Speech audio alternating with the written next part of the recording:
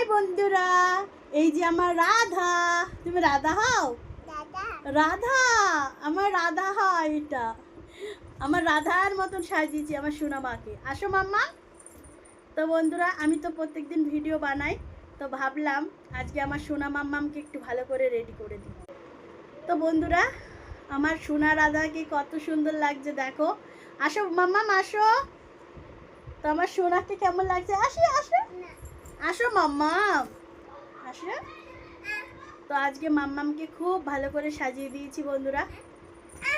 কি তো বন্ধুরা, তো আমাদের ভিডিওগুলো তোমাদের কেমন লাগে অবশ্যই কিন্তু জানাবে। তো আজকে একটা ঘটনা হয়ে গেছে, কি আর বলবো বন্ধুরা। তো এখন তো ভিডিও বানাতে কেবল বসলাম, এতক্ষণ মানে কি বলবো, মাথাটা ঘুরছে, শরীরটা ভীষণ খারাপও লাগছে।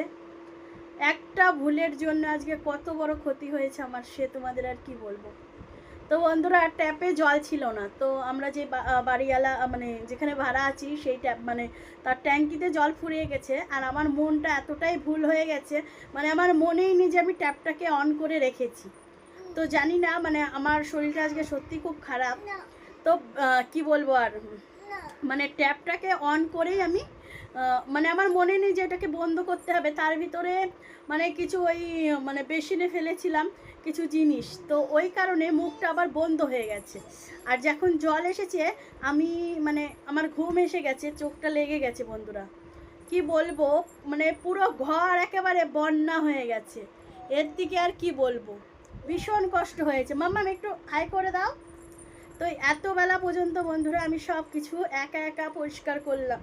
তোমরা বিশ্বাস করতে পারবে না, আমি এখন যে মানে আমি যে ক্যামেরাটা অন করে তোমাদের সাথে একটু শেয়ার করবো সেই মানে উপায় ছিল না। আমি কেবলই আমার চোখটা লেগে এসেছে, আর তার ভিতরে আমার এত বড় আজকে একটা ঘটনা হয়ে গেছে, কি বলবো। সারা ঘরে জল আর জল।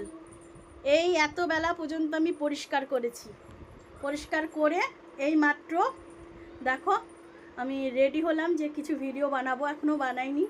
তো এখন অনেকটাই বেঁচে গেছে, তো ভাবলাম একটু ভিডিও বানিয়ে নিই, ওই কারণেই আসা। মানে কি বলবো, ছোট্ট একটা ভুল, মানে মানুষের আর কি বলবো, এতটা বড় মানে এতটা কষ্ট হয় মানুষের একটা ভুলের জন্য, মানে সারাক্ষণ পস্তাতে হয়। সেটা হয়েছে আজকে আমার সাথে। আমি যে কি করতে ট্যাপটাকে অন করেছিলাম, মানে হাত ধোয়ার জন্যই করেছিলাম, কিন্তু আমার মনেই ছিল না যে ট্যাপটাকে আমি বন্ধ করব বা কিছু, আমার মাথার থেকে বেরিয়ে গেছে।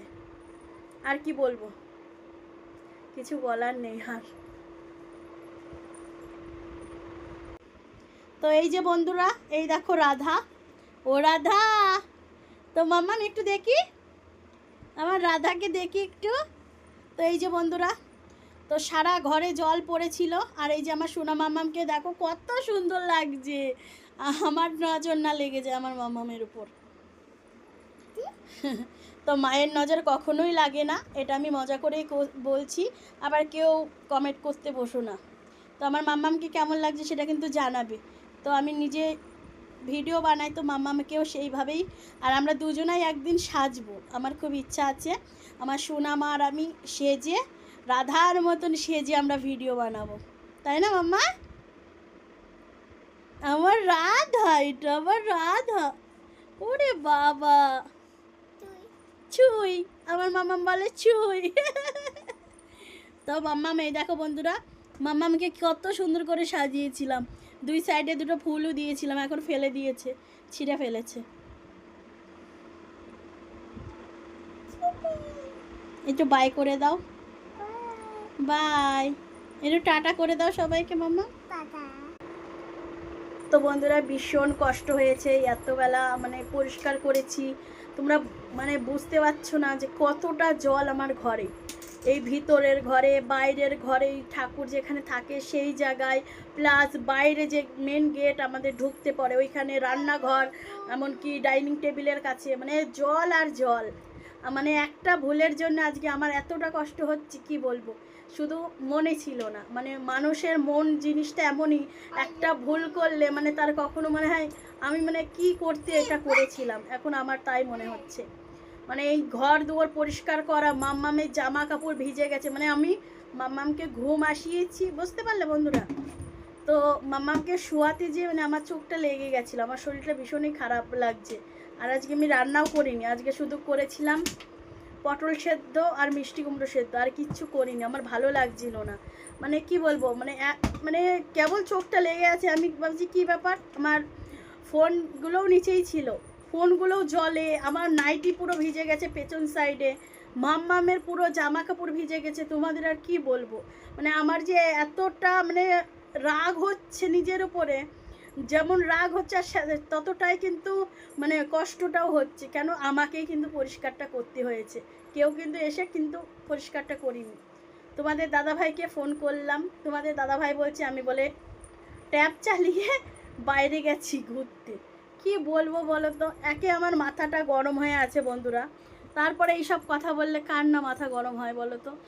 আমাকে তো একে উপকার করবে না, তারপরে আমাকে আরও রাগায় তোমাদের দাদাভাই।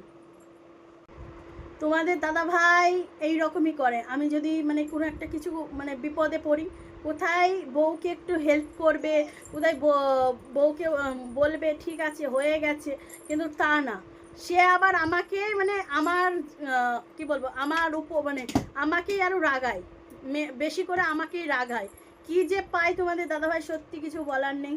মানে বিশ্বাস করবে না বন্ধুরা, আমায় মানে এই রকম আজ পর্যন্ত আমার কখনোই হয়নি, এই প্রথম আমার জীবনে এইরকম হয়েছে। আর হয়েছে মানে মানে জল পড়ে অনেক সময় বেসিনের পাইপ নষ্ট হয়ে গেছে, জল পড়ে ভেসে গেছে, কিন্তু এই রকম হয়নি যে সারা ঘরে জল আর জল। এইখান থেকে ধর আমাদের বাইরের ঘর পর্যন্ত জল গেছে, কিন্তু আজকেরটা একেবারে কি বলবো, মানে কিছু বলার নেই, আর সত্যি কিছু বলার নেই। মানে আমি যে কি কষ্ট করে আজকে সব করেছি বন্ধুরা, আমার মাথা ভীষণ ঘুরছে, আর হাত দুটো পুরো ব্যথা হয়ে গেছে, তোমাদেরকে বলে বোঝাতে পারবো না। আমার মামামের দুটো কোলবালিশ, একটা বিছনার চাদর, পাটি, দুটো মাথার বালিশ, সব কিছু ভিজে গেছে।